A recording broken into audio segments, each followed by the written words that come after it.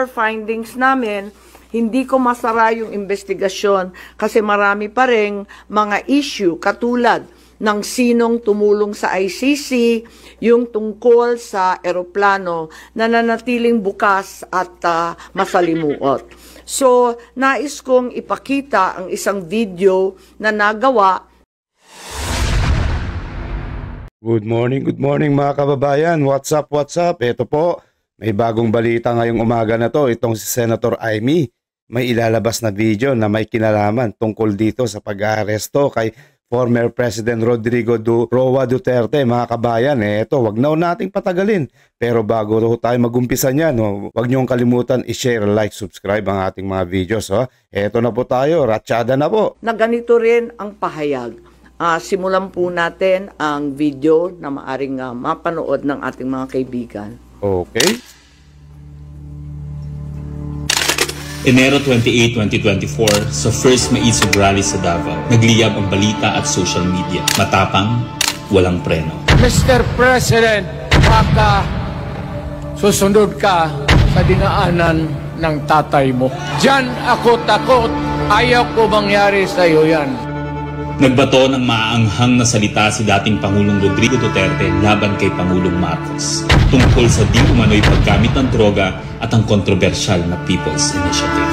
Sino man magsabi na walang paki ang Senado sa usaping ito, isa lang ang masasabi ko, walang gamot sa kakapalan ng mukha mo. Sa Senado, sa kapareho at sumunod pang mga buwan, si Senator Amy ang nangunan.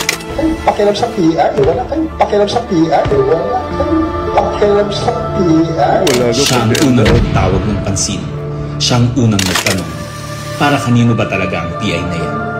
Marso 2024, sa kabila ng bangayan sa harap ng sambayanan, narinig natin si Pangulong Marcos.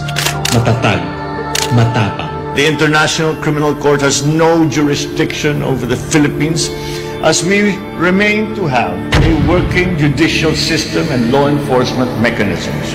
Ayan nga po mga kabayan, noong 2024 yung sinabi ni BBM na itong ICC ay wala daw karapatan na huliin itong si former President Rodrigo Duterte.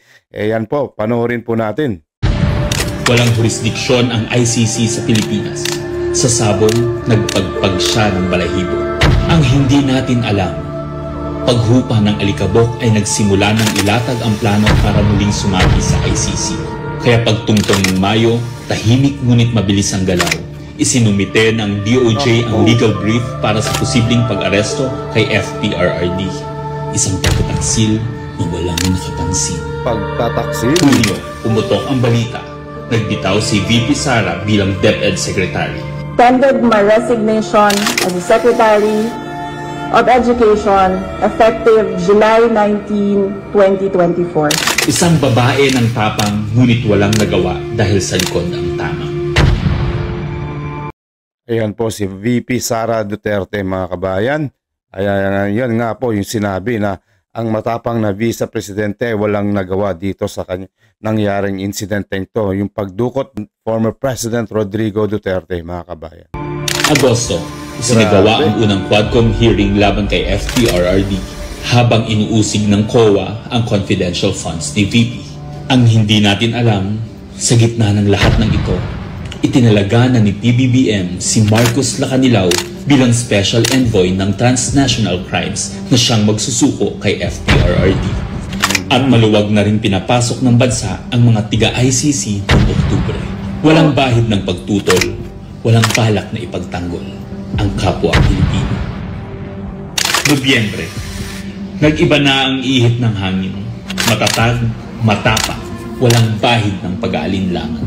Narinig muli natin si Pangulong Marcos, ngunit iba na ang sinabi. Yun ang gugustuhin ni PRRD, hindi naman kami haharang doon sa mga ICC. Para tabunan ang galawan, pinaingay ang impeachment complaints laban kay VP. Kaya mga kababayan, lumiliwanag na kung sinong mga salarin. Unti-unti nang nagbabago itong si Bangag BBM. Ito, mula nung naging presidente, nakita na natin yung tunay niyang anyo. The Office of the Secretary General will transmit the 2 impeachment complaints filed against Vice President Sara Duterte. Kahit pa nagkaroon ng INC rally noong Disyembre, naidiin pa rin ang impeachment sa Kongreso. Planado na rin ang pagpirma ng questionableng 2025 budget kahit bat-bat ng anomalya. Enero 25, 2025, sinimulan na ang Oplan Tugis o Operation Pursuit, ang lihim na operasyon para hulihin si Duterte. Pagsampa ng Pebrero, eto na po, mula nung naluklok itong si Bangag Marcos, mga kababayan, unti-unti nang lumabas yung tunay niyang anyo. Eto, pasimple niya palang pinagpaplanuhan itong si Tatay Digong at saka itong si Vice VP para siraan ang kanilang mga pangalan. Samantalang nung eleksyon, nagsumiksik si BBM para lang makuha ang mga simpatya ng mga Duterte nung sila'y nakaupo pa. Ngayon, siya pang nilagay na presidente. At naging busy pa si Sara, instead na dapat si Sara. Naku po, nalinlang at nabudol tayo ni BBM Bangag Marcos, mga kabayan. Nag-apply ng arrest warrant ang ICC prosecutor. Isang tahimik na pag-uusig habang tayo'y pinaiikot ng mga rally at press release. Marso, muling nilinlang ang bayan. Humingi daw ng 60-day extension ang DOJ para sa EJK report noong Marso 6. Pero ang totoo, nakabinbin na ang arrest warrant mula sa ICC chamber Marso 7 hanggang 10. Ang hindi natin alam, Marso 11, 2025, sa kanyang pagbalik sa Pilipinas, hindi pa man bumababa ng eroplano si FPRRD, isinagawa na ang pag-aresto. Maingay ang paligid, magulo, pero ang dating Pangulo ay nanatiling kalmado. Isinakay siya papuntang The Hague alas 11 ng gabi. Kasama sa eroplano si Marcos Lacanilao, ang nagkanulo ang nagsuko. Pero kanino ang sisi? Sa mga utusan o sa nag-utos? Final test. Ayan mga kababayan, sino kayang nag-utos dito? Atin titignan dito mga kababayan. Nagot ang dapat managot, nakalatag na. It's a request to the Philippine government from Interpol enforce the arrest warrant, and we have commitments to them. Ayaw nila ipagpatuloy ang pag-iimbestiga.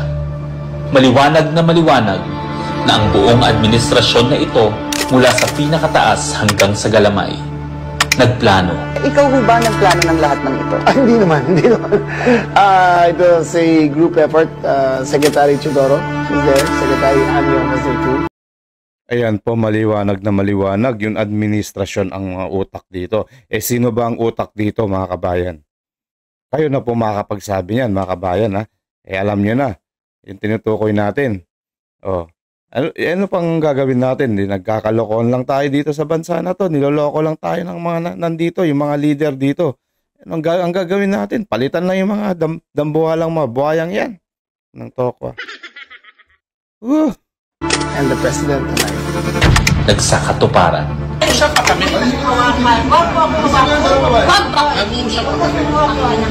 Kayo mga Wag mo hawakan yung nanay ko!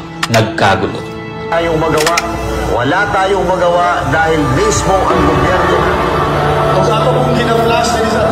Nagtakpanan. Mamili ka. Kapag warrantless arrest, edi may period. Kapag may warrant, walang period. I'm being cautioned by the DOJ, ma'am, that it may be sub judice already to discuss that because of the habeas corpus pending in the Supreme Court. Ngunit lumabas ang buong katotohanan. Ganito pala ang bagong Pilipinas. Hindi man lang natin alam. Tahimik ang pagtataksil. There was no red notice and what was issued was merely a diffusion. Tahimik ang Ayan mga kabayan, gamitan na lang ang ginawa dito. Noon si Tatay Digong yung presidente, tahimik lang sila. Ngayon, ginagamit lang nila itong si dating presidente dati nung nakaupo para bumango, para kung anong hilingin nila. Ngayon, nung tumakbong presidente, ayun, pasok na sa banga. Dapat nga, vice-presidente siya, kaso nag-iiyak-iyak. Nakiusap kila Chavit na ganyan, na gawin niyo na akong presidente, manong. Ayun na, syempre, gawa ng mga connection, ginawa siyang presidente at one step down na lang itong si VP Sara. Pero huwag ho tayo mag-alala. mga kabayan, malapit na po matapos yan. At huwag tayong mag-alala, mataas ang kumpiyansa. Itong si VP Sara ay mabangong-mabango na siyang susunod na papalit dito sa leader na to. At siyang mamumuno sa bansa natin. Pagwasak. Paliwanag mong maigi, representative ka ba ng Pilipinas o representative ng Interpol? Pipili ka lang. Nirepresent ko po ang Interpol NCB Manila. So mali itong papel na to. Harapan ang pagtalikod.